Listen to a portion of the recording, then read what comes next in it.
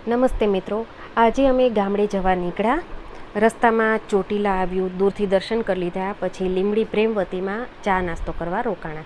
ત્યાં ચા નાસ્તો કરી અને પછી પાછા રંગપુરની વાટે ચડી ગયા. આ છે ને સુરેન્દ્રનગર ભાવનગરનો સ્ટેટ હાઈવે છે, ત્યાં આવે છે રંગપુર.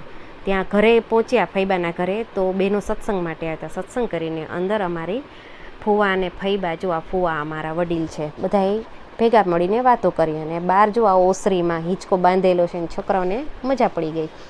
અને પછી એટલી વારમાં તો વિજયભાઈ અને ધરમસિંહભાઈ ટ્રેક્ટર એટલે કે અમારું કાર્ગો પ્લેન લઈને આવી ગયા હતા. જુવાર ખેતરેથી લાવવાની હતી, તો આ ટ્રેક્ટરને અનલોડ કરી દીધું. અને પછી વિજયભાઈ અનલોડ કરી અને પછી એને ટ્રેક્ટર એને ગેરેજમાં મૂકવા ગયા. મિત્રો, અમારા ઘરે નથી ટ્રેક્ટર, તમારા ઘરે છે કે નહીં કોમેન્ટ કરીને જણાવજો. અને પછી આ વિઠ્ઠલભાઈના પોયરાને રમાડી લીધું. અને પછી સાંજ પડવા આવી એટલે ચૂલા ઉપર રોટલા માંડી દીધા. ત્યાં બેન જો મને પણ હેલ્પ કરાવતા હતા.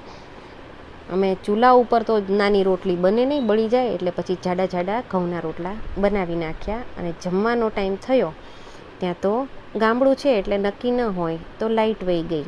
કંઈ વાંધો નહીં, અડધું જમી લીધું, પછી લાઇટ આવી.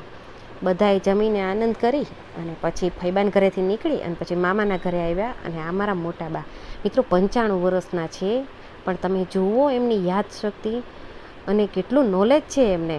સ્કૂલે નથી ગયા પણ એમને બધું જ વાંચતા આવડે છે અને ભજન બધા જ મોઢે. મિત્રો, અત્યારે આપણને તો કોઈના ફોન નંબર યાદ નથી હોતા.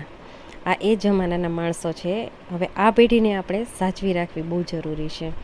પણ મોટાબા સાથે મજા કરી, મામાને મામીને બધાને મળ્યા અને રાત થઈ ગઈ હતી એટલે રાજકોટ આવવા નીકળ્યા.